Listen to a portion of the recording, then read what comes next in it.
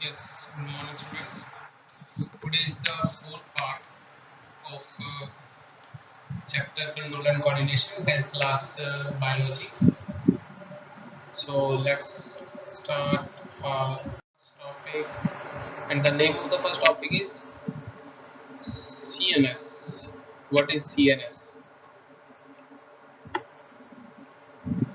CNS represents Central Nervous System. CNS represents Central Nervous System, and CNS consists of, or you can say CNS composed of two main component, brain and spinal cord.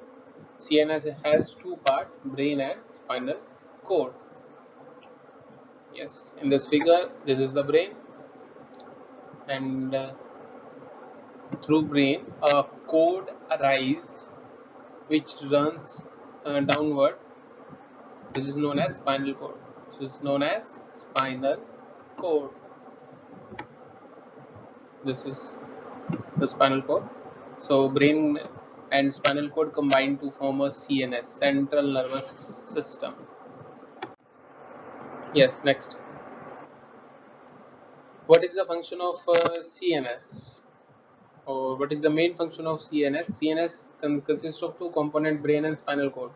So all the activities or all the informations uh, are, you can say, received by our CNS. All the information or all the uh, body, you can say, movement are controlled and coordinated by our CNS system.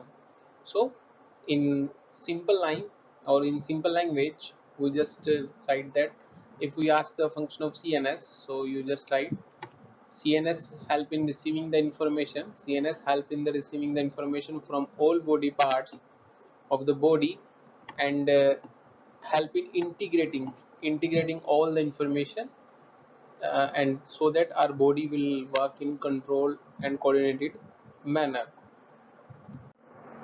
This is the brain, and where is brain present, or names a structure which protect the brain. Brain is enclosed in a bony cavity. Brain is enclosed in a bony cavity, and this bony cavity is known as skull. This bony cavity is known as skull. Skull protect the brain. Got it? Brain has three covering, or you can say brain covered by a three-layer structure known as Mannings. Or the covering of brain is known as Mannings. Mennings. Mannings. And these Mannings is differentiated into three main portion. These Mannings is differentiated into three main portion. Innermost is known as pia mater, then arachnoid, and then at the end dura mater is present. Pia mater, arachnoid and dura mater. These three combine to form brain covering Mannings, and outermost hard structure which protect the brain is known as skull. Bony structure protect the brain known as skull. Next. Yes, just have a review. Brain is covered by a brain box or cranium, and inside the brain box there is a space between cranium and brain. Suppose this is the cranium, this is the brain. So there is a gap between brain and cranium bone. This gap is known as cranial cavity. This gap is known as cranial cavity, and in this cranial cavity a fluid is present, and this fluid is known as cerebrospinal fluid. Cerebrospinal fluid. Now, what is the function of cerebrospinal fluid? Cerebrospinal fluid protects the brain from mechanical shock, mechanical injuries, or this cerebrospinal fluid help in the shock absorption. Help in the shock absorption. Sometimes if sudden jerk will take place in our body, then this brain is protected by this fluid. This fluid will absorb the jerk or mechanical injury, so that brain will be protected, because brain is a delicate organ. If a minor injury in the brain or minor, you can say, shock in the brain will take place, then it will create some malfunctioning in our body, or it will create some improper functioning by our body. Next, structure of brain. Brain contain three regions: forebrain, midbrain and hindbrain. Forebrain is the front part, or you can say frontal part, and midbrain is the middle part of brain, and hindbrain is the last part of the brain. Yes, this is these are the some lobes that are associated with the different functioning of the brain. This is the frontal lobe.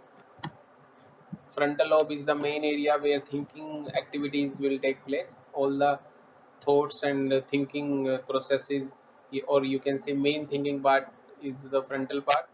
And in temporal part, it is the area where mainly auditory area, or some, you can say, different sensory areas are present in temporal lobe. Occipital lobe help for vision, and parietal help in various coordinating the various body activity. Next, yes, this is about forebrain. It's a component of forebrain and its function. So, forebrain contain two main portions: and hypothalamus, cerebrum and hypothalamus. And suppose we have someone asked that what is the function of forebrain, or which is the main thinking part of the brain, then you just write forebrain is the main thinking thinking part of brain. Next, forebrain receive sensory message. Forebrain receive sensory message from the receptor. There are separate area of forebrain. There are separate areas of forebrain for the specialized function. That is, forebrain is divided into separate areas, and these separate areas perform different types of function. For example, some help in the hearing, some portion of the brain will help in the smell, for the sight means vision, for the learning activities. So different parts of forebrain, or different, you can say, partitions of forebrain help in the different functioning. Next, there are this is already discussed, just have a reading. There are separate areas of association where the sensory information is interpreted. Means in brain there are separate area for sensory messages, there are separate area for motor messages, and these messages are you can say interpreted, or these messages are received in that particular area, and this information in the together will help for body control and coordination. And on the basis of these information in the sensory area of the brain or the motor area of the brain, all the decisions or all the body activities will take place. Next, yes, this is the, you can say, different areas and the different functions of that particular area in this portion of brain with the red circle. Our planning will take place, problem solving, short term memory, or our behavior. These four activities are controlled by this portion. Then in the lower part, speech formation will take place. In this area, smell portion, sense of smell, memory and learning, this area associated with memory and learning. Auditory data analyze. Auditory means hearing data, which we hear from the ear, is analyzed in this portion, this area. Yes, voluntary movement controlled by this area, skilled movement, sensation, sensory data analyzed, visual data analyzed, vision, balance coordination. Balance coordination means for your movement. for your walking, and this is the area where language interpretation, language means the way of speaking the your, you can say, mother tongue, or you can say understanding the different languages, understanding the lecture, understanding the voice will take place in that particular area of the brain. Yes, midbrain and hindbrain. Midbrain and hindbrain are mainly involved in involuntary activities. Forebrain is associated with the voluntary activity, and the mid and hindbrain is mainly involved in the you can say involuntary activities. Involuntary activities are those activities which are not controlled in animal will. Yes, this is hindbrain. Hindbrain consists of cerebellum portion and medulla. Means hindbrain contain two main portion, cerebellum and medulla. It also contain pons also. So you have to remember the component of hindbrain also. Means brain consists of three parts, fore, mid and hind, and its subparts also we have to remember. Yes, this is important slide for your board exam. Forebrain in detail. Yes. Forebrain is the frontal and the largest part of the brain. Easy. Yes, it consists of olfactory area, olfactory, you can say, sense of olfaction will take place in that area, and it also contains diencephalon, and it also has cerebellum. Forebrain contain three main areas: olfactory lobes, diencephalon, and cerebellum. And the function of this forebrain is it is the main thinking part of brain.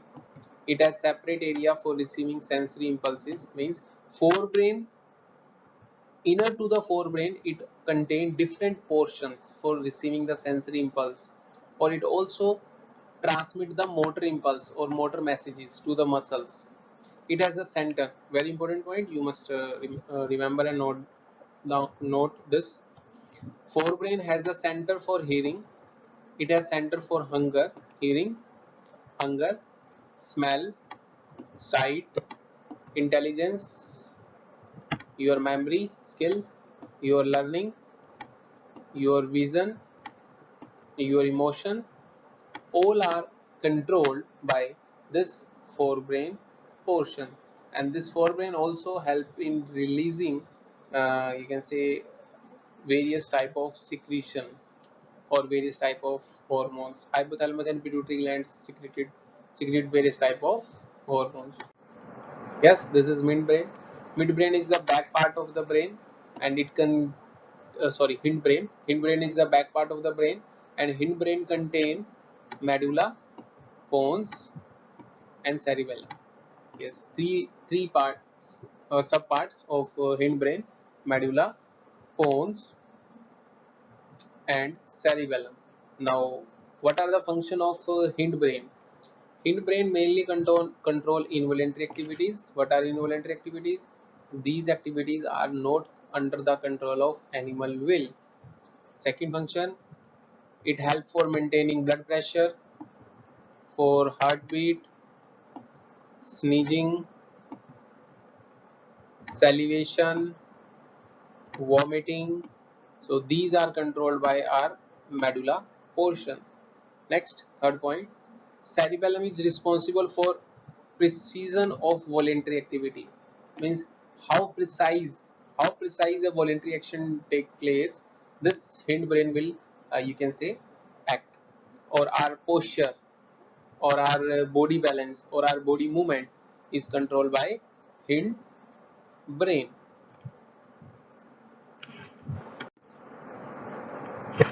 Next, component of PNS. PNS is peripheral nervous system. CNS consists of two main portions. CNS contain two main portions: brain and spinal cord, and all the nerves arise from this brain and spinal cord are placed in PNS. Are placed in PNS. So, component of PNS is cranial nerve and spinal nerve. Cranial nerve arise from brain, and spinal nerve arise from spinal cord. Means the nerve that arise from brain are known as cranial nerve, and the nerve that are arise from spinal cord are known as spinal nerve.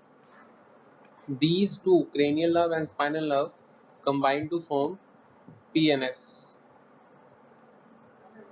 or peripheral nervous system. Now, neuromuscular junction. What is neuromuscular junction? Or so, what are neuromuscular junction? Uh, this split this word neuromuscular. That means this is a junction present between neuron and muscles. This is a junction present between neuron and muscles. So in this figure you can see this is the nerve ending and this is the muscle. So this is the area where neuromuscular junction present.